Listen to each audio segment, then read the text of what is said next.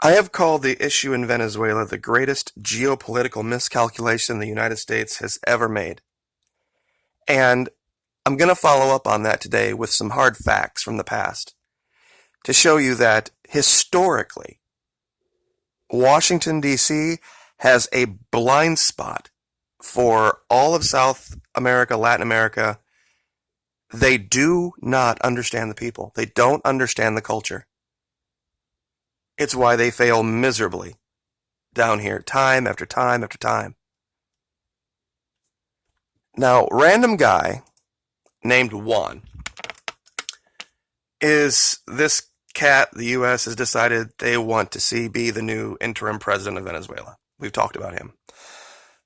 Well, he needs to crack open a history book and read about random guy named Pedro back in 2002. This is Pedro Carmona. When the U.S. decided to back a coup to overthrow Hugo Chavez, it lasted all of 36 hours before the people of Venezuela surrounded Miraflores Palace and had this man arrested. This U.S. proxy. Now, he benefited from an incredible stroke of luck because there were two protests going on at the same time.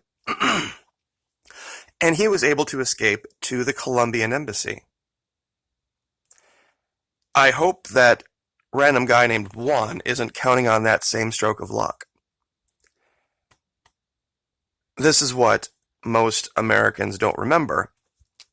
That as soon as random guy named Pedro back in 2002 took power, the first thing he did was issue the Carmona Decree. What did the Carmona Decree do? Well, Article 3 suspended the government, suspended the National Assembly, and suspended their constitution. He literally became a dictator the moment he took power. And this is why the U.S. absolutely blew it.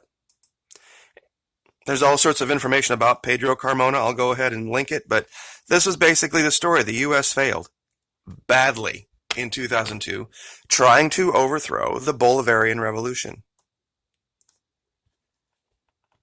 And what so many do not understand about that time is that it marked a huge sea change in Venezuela. See, right here where this orange meets the red, this is where Chavez took over. The green line is the revenue from oil. The red line is inflation. For almost a decade and a half, that country enjoyed the greatest expansion in personal wealth of any South American country in history. Prior to Chavez taking power, the 90s in Venezuela, you can read, and I will link that too, about how bad their economy was. 80% of the country lived on less than $2 a day prior to Chavez. During all these wonderful pro-U.S. leaders, the place was the epitome of disparity of wealth. There was a tiny upper crust that were doing fantastically well. And it was the riots in, I believe it was 89, that spurred Chavez to action. When he saw what was happening to his country, it was becoming a vassal state. This down here at the end had nothing to do with the policies that were instituted a decade and a half prior. This was calculated. And the reason the U.S. doesn't see this is their lack of connection with their own people. And let me explain what I mean by that. The people of Venezuela and you, average American, average Joe, don't really have a whole lot of difference between you. You would rather live with less and live free than live with more, but live under the thumb of someone, correct? That was the whole point of these videos that I did here.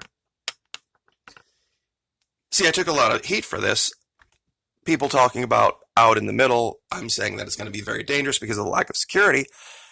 The big pushback is, well, yeah, there might be lack of government and security, but we take care of ourselves in the Midwest. That's the big pushback, right?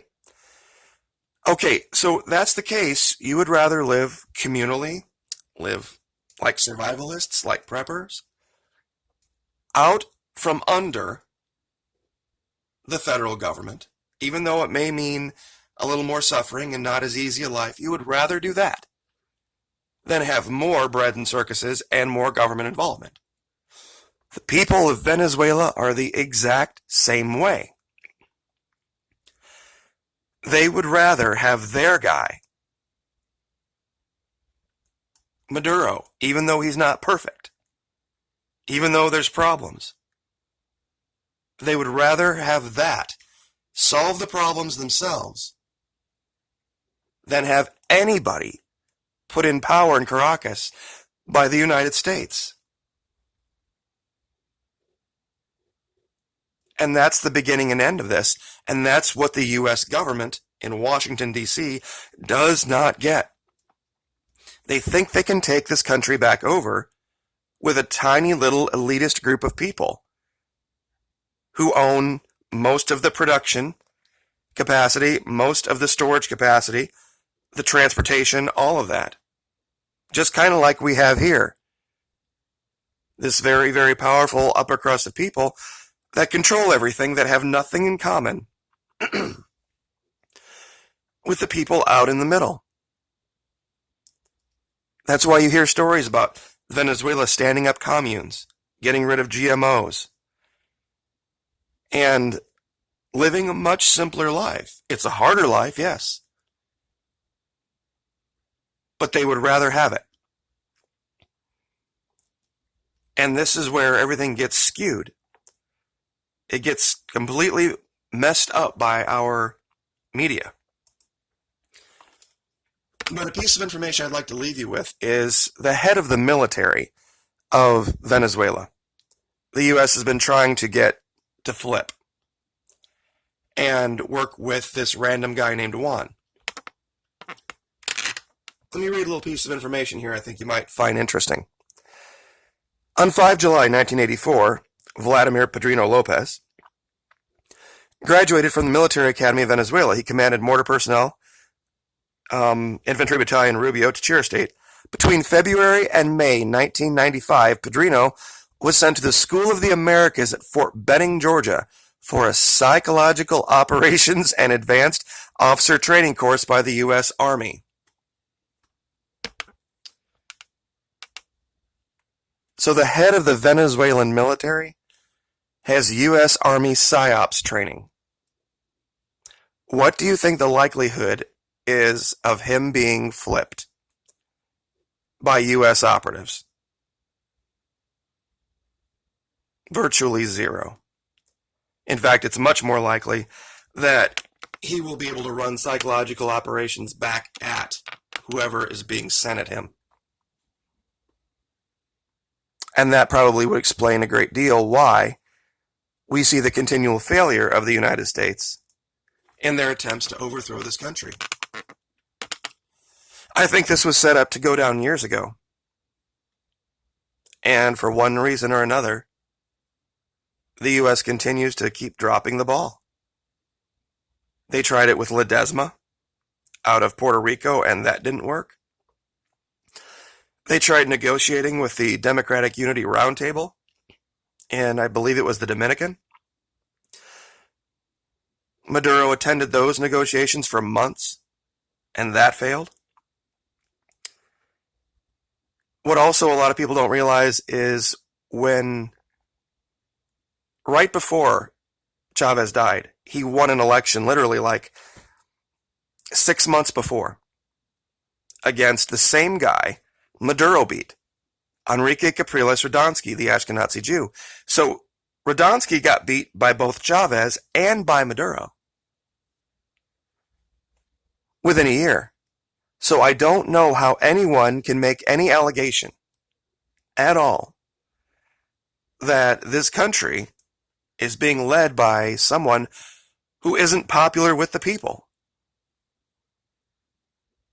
4 elections in 15 years, and then A fifth one by the guy named by that guy? I mean, I think that's pretty telling. But like I said, I'll link this information about Bolivarianism, about what Chavez was really trying to do. This chart that I've used over and over again to show you that it wasn't Hugo Chavez that caused the problem down there. This guy named Carmona, Pedro Carmona, and the Carmona degree, and how he was their random guy then. And of course, the 2002 Venezuelan coup. That failed miserably, and the leader of the Venezuelan military, I will provide all of these links. You can read for yourself. But understand, if you believe yourself to be a prepper, a survivalist, somebody who's going to come through on the other side, remember something. The whole idea of being a survivalist and working in a group is the ultimate form of socialism, social democracy. It's not every man for himself. Military units don't work that way, and survivalist groups don't work that way. Everybody has to have as the main idea the survival of the group as a whole, even though some members may contribute more than others. It's just part of how that works.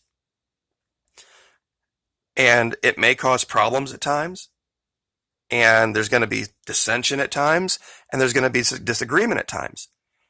But it's still your group. And you would much rather have the problems associated with your group that you have control over than maybe give up a few problems, but then cede authority to someone else for it. It's the whole freedom versus security argument. So, 12 minutes. I will leave that there. Like, share, subscribe. Thank you so much. We'll see you next time.